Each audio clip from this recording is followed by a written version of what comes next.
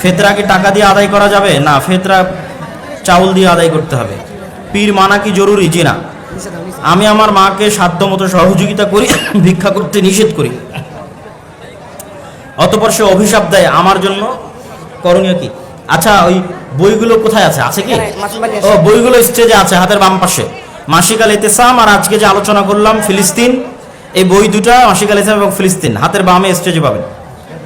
আমি আমার মাকে সাধ্যমতো সহযোগিতা করে ভিক্ষা করতে নিষেধ করি, অতঃপর সে অভিশাপ দেয়, আমার করণীয় কি?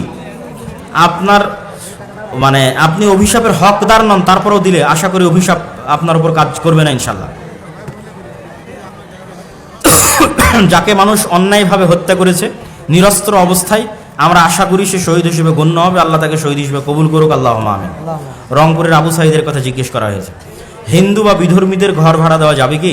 অন্যায় কোনো কাজে লিপ্ত না থাকলে স্বাভাবিক অবস্থায় দেওয়া যাবে। শুধুমাত্র পান সুপারি খাওয়া যাবে কি? একদম স্থায়ী অভ্যাসে পরিণত না করে খাওয়া যায়। ইসলামিক রাজনীতি করা যাবে কি? যেগুলো বললাম এগুলো ইসলামের রাজনীতি, এর চেয়ে বড় ইসলামের রাজনীতি নাই। সভাপতি কোথায় টাকা দিবে? মাশাআল্লাহ, আপনি দিবেন? বারাকাল্লাহ। কত দিবেন? প্রচার করবো না? আচ্ছা, ঠিক আছে। সভাপতি একটা ভালো অঙ্কের টাকা মাদ্রাসার জন্য দান করছেন, আল্লাহ কবুল করুক, আল্লাহুম্মা আমিন। আল্লাহুম্মা সাল্লি আলাইহি আল্লাহুম্মা বারিক আলাইহি। আসসালামু আলাইকুম শায়েখ, স্ত্রী স্বামীর কথা শোনে না, এর ভয়াবহতা এবং প্রতিকার কি? প্রথমত, তোমার ব্যক্তিত্বের অভাব আছে কিনা, তোমার অর্থনৈতিক সক্ষমতার অভাব আছে কিনা, পৌরুষত্বের অভাব আছে কিনা। যদি এগুলোর কোনো অভাব না থাকে, তারপরেও যদি তোমার স্ত্রী তোমার কথা না শোনে, সেক্ষেত্রে অবশ্যই সে গুনাহগার হিসেবে বিবেচিত হবে। আর যদি তোমার অন্য কোনো অভাব থাকে, তুমি সেগুলো দ্রুত পূরণ করো, যাতে তোমার ব্যক্তিত্বের প্রভাবে সে তোমার অনুগত হয়। মৃত্যুর পর রূহ আল্লাহর কাছে ফিরে যায়, আবার পুনরায় মানুষ রূপে জন্ম নেয়। মানুষ রূপে কখনোই জন্ম নেয় না, ইল্লিন এবং সিজ্জিনে থাকে। আবার যখন কিয়ামত হবে, আল্লাহ নতুন করে মানুষকে জন্ম দিবে, তখন মানুষের রূহ ফিরিয়ে দেওয়া হবে। কোনো ব্যক্তি মৃত্যুর পূর্ব মুহূর্তে কালেমা পড়তে পারলে সে কি জান্নাতি হবে? কালেমা যদি অন্তর থেকে বিশ্বাস করে, শিরক থেকে যদি ক্ষমা চেয়ে নেয়, কোনো শিরকে লিপ্ত থাকলে আর সেই শিরক থেকে ক্ষমা চেয়ে নিলে, আর কালেমা মন দিয়ে অন্তর থেকে বিশ্বাস করলে, প্রথম চান্সেই জান্নাতে যাবে কিনা এটা বলা যাবে না, কিন্তু কোনো না কোনো একদিন জান্নাতে যাওয়ার তার সুযোগ হবে বলে আশা করা যায়। নামাজে হাত কোথায় বাঁধবেন? জনৈক বক্তা বলেছেন আকিদা শব্দ, এইগুলো অযথা, যেগুলো জানা জিনিস সেগুলো জিজ্ঞেস করে লাভ নেই। শায়েখ, আমি সুদের বিরুদ্ধে কথা বলায় গ্রামের মানুষ আমাকে তিরস্কার করে, আমি কি ক্ষতিগ্রস্ত হব? সুদের বিরুদ্ধে আল্লাহ বলেছে, আপনি কেন বলবেন না? অবশ্যই বলবেন। কোর্টের মাধ্যমে বিবাহ তালাক হয়, সেই স্ত্রীকে পুনরায় গ্রহণ করা যাবে কি? কোর্টের মাধ্যমে স্বামীর সম্মতিতে যদি তালাক হয়ে থাকে, আর এটি যদি প্রথম তালাক হয়, এর পূর্বে যদি আর কখনো তালাক না হয়ে থাকে, তাহলে ইদ্যৎকালীন অবস্থায় কোনো প্রকার বিবাহ ছাড়া স্ত্রী ফেরত আনতে পারবে। ইদ্যত পার হয়ে গেলে নতুন বিবাহ, নতুন মহারানা দিয়ে স্ত্রী ফেরত আনতে পারবে। মেয়েদের থুতনির নিচে যে চুল গজায়, সেটা রাখতে হবে না কাটা যাবে? যেহেতু এটা তার সৃষ্টিগত প্রকৃতির বিরোধী, সেহেতু সে কাটতে পারে। বেতের কোনো উভয় অবস্থাতেই পড়া যায়, সমস্যা নাই। মৃত পিতা মাতা, বন্ধু বান্ধব বা আত্মীয় স্বজনের পক্ষ থেকে মসজিদে দান করা যাবে কি? অবশ্যই মৃত পিতা মাতা, আত্মীয় স্বজন, বন্ধু বান্ধবের পক্ষ থেকে মসজিদে দান করা যাবে। হজ পালন করে এসেছে, 5 ওয়াক্ত সালাত পড়ে, তবে বিড়ি মুখে নিয়ে মুরগি জবাই করে, এই মুরগি কি খাওয়া হালাল হবে? বিড়ি খায়, সেটার গুনাহ ভিন্ন। বিসমিল্লাহ আল্লাহু আকবার বলে মুরগি জবাই করলে মুরগি হালাল হবে। আল্লাহর কুদরতি হাত, কুদরতি পা, কোনো কুদরতি হাত কুদরতি পা বলে কিছু নাই। আল্লাহর হাত আছে, আল্লাহর পা আছে। বিসমিল্লাহ।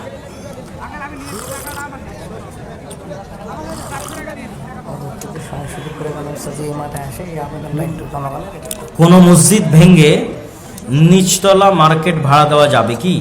এবং দ্বিতীয় তলায় নামাজ পড়া যাবে? কোনো মসজিদ ভেঙে নিচতলা মার্কেট ভাড়া দেওয়া যাবে কি? দ্বিতীয় তলায় যে দোকানগুলো ভাড়া দেওয়া হবে, ওগুলোতে অনইসলামিক কোনো কিছু না হলে দেওয়া যাবে। আহলে হাদিস হানাফি মাযহাব কেন মানব?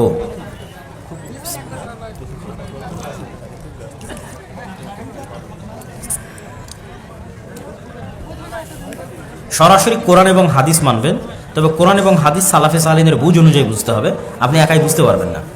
আর সালাফি সালেহিনের বুঝ অনুযায়ী বুঝতে চাইলে আপনাকে আলেম ওলামার সহযোগিতা নিতে হবে। সেক্ষেত্রে যদি নির্দিষ্ট আলেমের মাযহাবের সহযোগিতা নেন, তো এটাকে নির্দিষ্ট মাযহাব বলে। সব আলেম ওলামার সহযোগিতা নেই, ওটাকে সালাফে সালেহিনের মাযহাব বলে। আল্লাহকে চেনার উপায় কি? আল্লাহর গুণাবলী জানা। কোরআনে আল্লাহ তার পরিচয় দিয়েছে, কোরআন পড়বেন ধারাবাহিকভাবে, কোরআনে আল্লাহর পরিচয় পেয়ে যাবেন। কেউ একবার তালাক বললে কি তালাক হয়? জি, একবারই তো তালাক বলতে হয়, 3 বার তো বলতে হয় না, ওটা তো সুন্নাত বিরোধী। একবারই বলা উচিত এবং একবারই বলতে হয়, এবং একবার বললে তালাক হয়। অজু করার পর ধূমপান করলে অজু নষ্ট হবে কি? অজু করার পর মানুষের লজ্জা স্থানের যে 2টি দ্বার আছে, এই 2টি দ্বার দিয়ে কোনো কিছু বের না হলে এবং বের হওয়ার সম্ভাবনা তৈরি না হলে, সম্ভাবনা মানে যেমন ঘুম, অজু ভঙ্গ হয় না। বিড়ি সিগারেট খাচ্ছে, তার গুনাহ ভিন্ন। আমি ওয়াদা করেছিলাম আগামীকাল আপনার বাসায় যাব, কিন্তু আমি যাইনি, তাহলে আমার গুনাহ হবে কি? এই ধরনের যদি কোনো কাজ সংঘটিত হয়ে থাকে, এগুলোকেও মূলত জবানের গুরুত্ব বলা হয়, কিন্তু সবচেয়ে বড় গুনাহ হয় অতীতে ঘটে যাওয়া কোনো কাজের বিষয়ে যখন আপনি মিথ্যা সাক্ষী দেন, তখন সেটা অনেক বড় গুনাহগার। আপনি একটা কাজ করেছেন, তারপরও বলছেন করেননি, আবার আরেকজন একটা কাজ করেনি, তারপরও বলছেন সে করেছে, আবার আরেকজন একটা কাজ করেছে, তারপর আপনি বলছেন সে করেনি।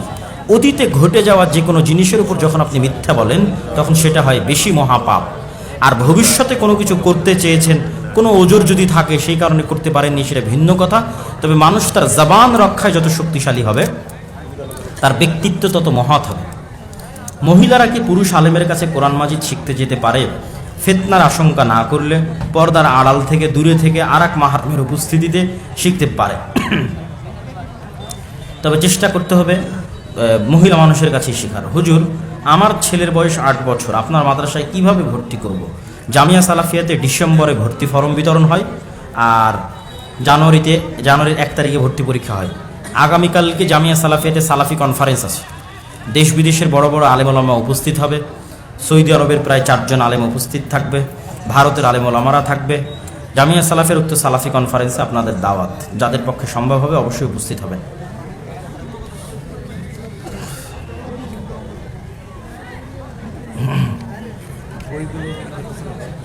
হ্যাঁ, হাতের বামে বই বিক্রি হচ্ছে। আমি একজন কসমেটিক দোকানদার। অনেক সময় মেয়েরা পর্দাবিহীন অবস্থায় দোকানে আসে এবং তাদের দিকে তাকিয়ে কথা বলতে হয়, এতে করে আমার কোনো গুনাহ হবে কি? আপনি চেষ্টা করবেন চক্ষু নিচু রাখার, চক্ষু নিচু রেখে কথা বলার চেষ্টা করবেন। আল্লাহ আপনাকে ফিতনা থেকে হেফাজত করুক, আল্লাহ আমিন। 4 রাকাত বিশিষ্ট সুন্নাত অথবা ফরজ নামাজের প্রথম বৈঠকে ভুল করে যদি দরুদ শরীফ বলে ফেলি, নামাজ হবে কি? কোনো সমস্যা নাই, তবে তাশাহুদ অবশ্যই বলতে হবে। নামাজে থাকা অবস্থায় ইমাম সাহেব ব্যতীত যদি কোনো মুসল্লি ভুল করে, এক্ষেত্রে করণীয় কি? ইমামের অনুসরণ করবে, এটিই করণীয়। ইমামের অনুসরণ করতে গিয়ে ভুল হয়ে গেলে আবারও সংশোধন করে নিয়ে ইমামের অনুসরণ করে। হুজুর, আমার বিয়ের বয়স হয়েছে, আমার পরিবার বিয়ে দিতে নারাজ, কিন্তু আমি খারাপ কাজে লিপ্ত হতে চাই না, আমার করণীয় কি? তুমি অর্থনৈতিকভাবে স্বাবলম্বী হও, পিতামাতাকে বুঝাতে থাকো, আর ধৈর্য ধারণ করার চেষ্টা করো। গবাদি পশুকে বীজ দেওয়া যাবে কি? কোনো সমস্যা নেই।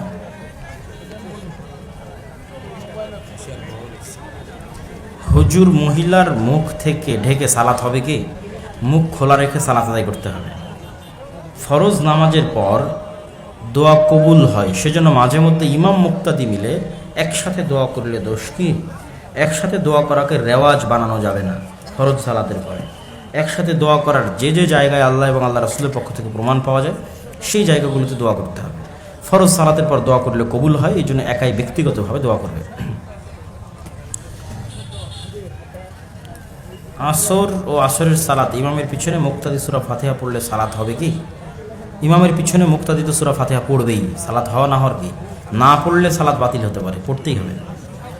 গোসল ফরজ হয়ে গেছে, এই অবস্থায় গরু জবাহ করা যাবে কি? কোনো সমস্যা নেই। ইমাম আল্লাহকে সব জায়গায় বিরাজমান মনে করে, সেই ইমামের পিছনে সালাত আদায় হবে কি? চেষ্টা করতে হবে ইমাম পরিবর্তন করার। যদি ইমাম পরিবর্তন না করা যায়, নিকটস্থ মসজিদে যেতে হবে। যদি নিকটস্থ কোনো মসজিদ না থাকে, তাহলে জামাতে সালাত আদায় করার লক্ষ্যে তার পিছিয়ে সালাত আদায় করতে হবে। বিদাতি বক্তার আলোচনা শ্রবণ করা যাবে কি?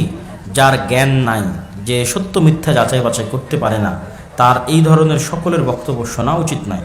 যার প্রতি নির্ভরযোগ্য মনে করবে, যাকে চিনে, যাকে জানে, তারই বক্তব্য শোনার চেষ্টা করবে।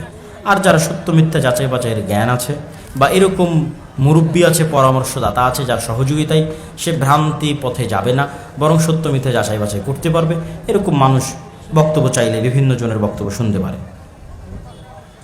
শায়েখ হেসে বা রাগে মজাক করে তালাক দিলে তালাক হবে কি? তালাকে কোনো মজাক নাই, তালাকে কোনো রাগ নাই, তালাকে কোনো হাসাহাসি নাই। তালাক তালাকে, রেগে দিলেও তালাক, মজাক করে দিলেও তালাক, হেসে দিলেও তালাক।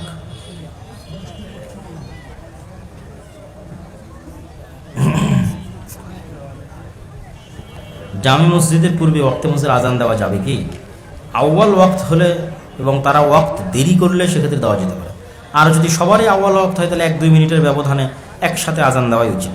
সৌদিতে যারা গেছে তারা জানে, সৌদিতে সব মসজিদে এক টাইমে আজান হয়, কেউ 1 মিনিট আগে, কেউ 1 মিনিট পরে, এরকম হয় না। আমি একজন বিবাহিত নারী, বর্তমানে আমার জন্মদাতা বাবা এবং আমার ভাই তারা হারাম ব্যবসায় লিপ্ত, সুদের সঙ্গে জড়িত। এখন আমার তাদের বাসায় যাওয়া এবং খাওয়া ঠিক হবে কি না? স্বাভাবিক যোগাযোগের জন্য বাসায় যাওয়া যাবে, সুসম্পর্ক রক্ষা করতে হবে, খাওয়া দাওয়া, হাদিয়া, উপঢৌকন, টাকা পয়সা গ্রহণ করা থেকে বিরত থাকতে হবে। আসসালামু আলাইকুম শাইখ, অনলাইনে বক্তব্য শোনার ক্ষেত্রে কাদের থেকে জ্ঞান নেব? উত্তর দিয়েছে আমি। মহিলারা যে চুলের কাজ করে, এটা কি করা যাবে? গার্মেন্টসে কাজ করে, তো চুলের যে কারখানা, সেখানে যদি চুল ক্রয় বিক্রয় হয় তাহলে চুল ক্রয় বিক্রয় করার কোনো বিধান ইসলামে নাই, সেহেতু এখান থেকে বিরত থাকতে হবে। আর যদি সরাসরি মানুষের মাথার চুল নয়, বরং স্বাভাবিক কৃত্রিম চুল তৈরি করা হয়েছে, তাহলে সেই চুলের ব্যবসায় কোনো সমস্যা নেই। ওটা তো বলে দিলাম। আচ্ছা, এত কথা বললে হয়? হ্যাঁ, ইনশাল্লাহ আসবে, আসবে ইনশাল্লাহ, চেষ্টা করবে আসবে। জি জি, ইনশাল্লাহ চেষ্টা করবে আসার। আবারও ভবিষ্যতে যখন আপনারা যোগাযোগ করবেন তখন আসবে ইনশাল্লাহ। জি বলেন। কিন্তু আসলে উনি তো নাই, দেশেই নাই।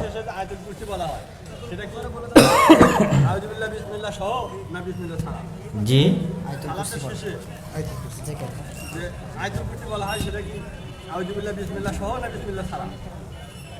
যে কোনো কোরআনের আয়াত যখন তেলাওয়াত শুরু হবে তখন অবশ্যই আউযুবিল্লাহ বলতে হবে।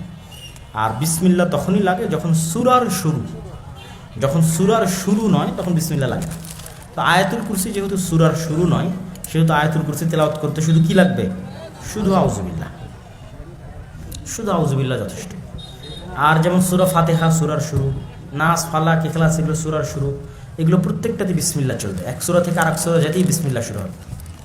একজন বলছে যে আয়াতুল কুরসির মধ্যে সূরা বাকারার মাঝখানে ছিল, এইজন্য বিসমিল্লাহ বলা যাবে না, বলা লাগবে না। তো ঠিকই তো বলছে, শুধু আউযুবিল্লাহ।